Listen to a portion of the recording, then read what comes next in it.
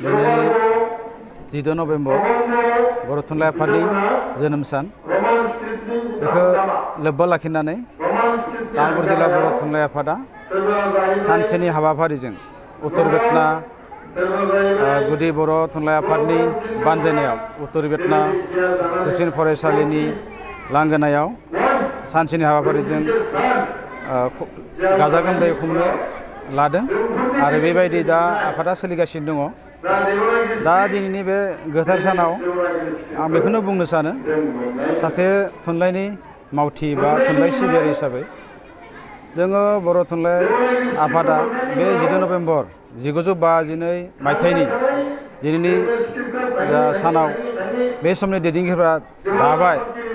बे दानायनि उनाव बा जोनोम जानायनि उनाव जे जोंनि बर' माहारिया दिनैसिम जा जौगानाय बा बेखिनि एसे जौगानाय महर मोनफैदों बे गुदियावनो दङ बे बर' थुनलाइ आफादनि जोनोम सान। मानो होनबा बेनिफ्रायसो जोङो बर' राव थुनलाइखौ बोरै आवगायनो बोरै साननो हादोंमोन आरो बेनि सिगाङाव मानसिफोरा सानदोंबाबो गौथुम गैयाबा मानसिया खामानि मावनायनि सुबिदा मोना आरो गौथुम दानाय लोगो लोगोनो सानफा एफा गिबियाव जों मा रावै लिरगोन मा हांखोजों लिरगोन बेखौ सानबाय। बेनिफ्राय हांखोनि उनाव बर' रावखौ फरायसालियाव माने गायसननाय बिजों हिसाबै फरायनाय स्कुलफोराव फैनानै 63 मायथाइयाव बर' थुनलाइ आफादनि नाजानायाव 63 मायथाइनि 19 मे खालि बर' बिजोंखौ गुदि फरायसालियाव जागायनो हादोंमोन आरो बे लेखायनो फैयै दिनै बर' बिजोङा जे भारत सरकारनि संबिजिताव गनाय जानाय मोनसे राव महर मोनबाय आरो बियो नै देग्लाय 2023 मायथाइनि 2 आगस्टआव जे हायार सेकेन्डारि एबा 11-12 थाखोआवबो फरायनो हानायनि गनायथि मोनबाय। दा बे बेलायाव आं बुंनो सानो जे बियो जोंनि थाखाय जोबोर गोजोनथाव बाथ्रा। जोंनि आगुनि मावथिफोरा बर' हारिखौ मोजां मोनग्रा बर' थुनलाइखौ मोजां मोनग्रा बर' रावखौ मोजां मोनग्रा दैदेनगिरिफोरा जि सानलांदों जि नाजालांदों बे साननाया फेलें जायाखै। जोङो एसे गोबावैबाबो एसे जौसिन थाखोआव लागै मोननो हाबाय बिजोंखौ। बे आंनि थाखाय जोबोर गोजोनथाव होननानै आं बुंनो सानो। दिनैसिम जिहेतु बर' बिजोङा जिहेतु दा 90 फरायसाफोरा नाथाय थेवब्लाबो दिनैसिम बर' जिहेतु फरायसालि बेफोरनि बे बिथिङाव मा बुंनो?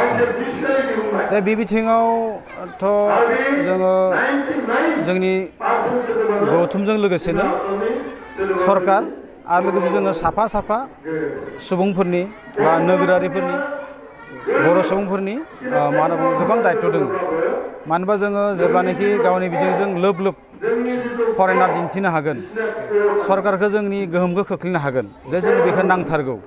दा बे बिदियाव थाङोबा जोङो निस्सय हागोन।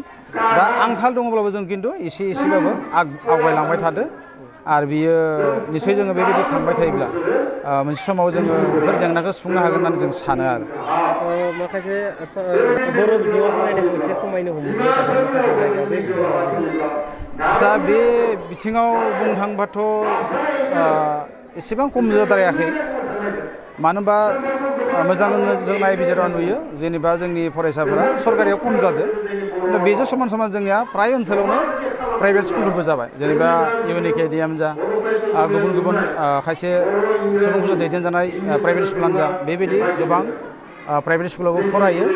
साफा सानैया आवगायाव फरायबाय थादों गुबुन बिजोङाव दिनैबो फरायबाय थादों।